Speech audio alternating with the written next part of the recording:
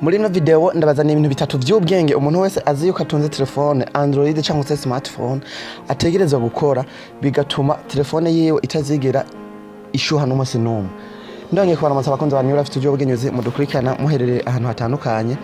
Murakunze kubona ibintu bitandukanye biba ku matelefone yanyu ugasanga utunze nka telefone ni 64 GB ni 7 ukaguma wumva ishuha ukiyumvira none telefone yanje yoba ari copy yoba bimeze gute ya uno munsi rero ni video ndabazana y'ubwenge ituma telefone yawe noneho ibintu bitatu ukabikora utazigera isubira gushuha ni ibintu by'akamaro. Yes my people, hanyuma ukaburi mushasha kuri Notion ubonye na video reka ndagusabe ubanze umpe like, hanyuma nomara kuma like wandike muri commentaire, nomara kwandika muri commentaire ucuparitaja zino video kugira ngo zishikire n'abandi. Thank you. Yes my people, hanyuma twagiye n'umwanya ikintu cyambere gishobora gutuma telefone yawe ishuha waza kuza hano muri Play Store. Aha muri Play Store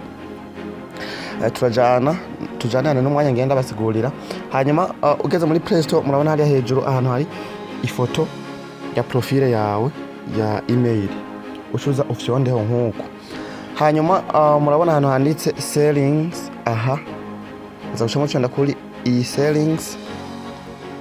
Hanyuma murabona ahantu handitse network preferences.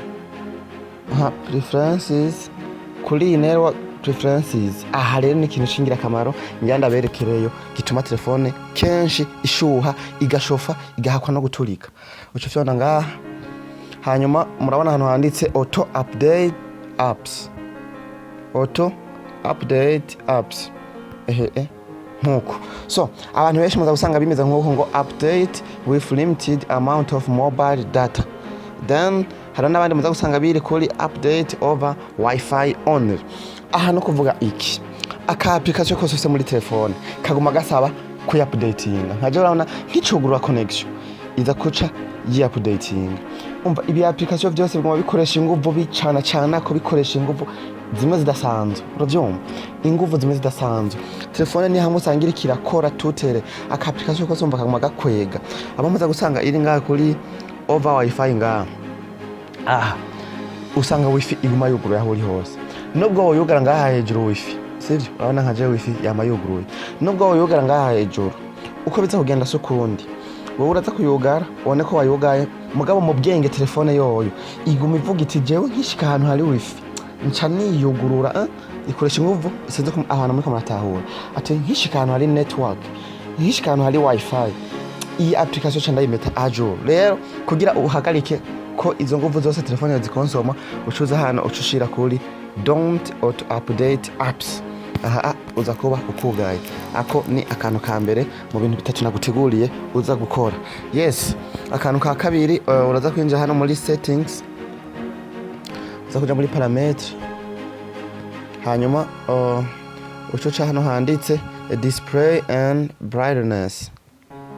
Yes, hanyuma uza kucuja hano kuri brightness aka ka mbere.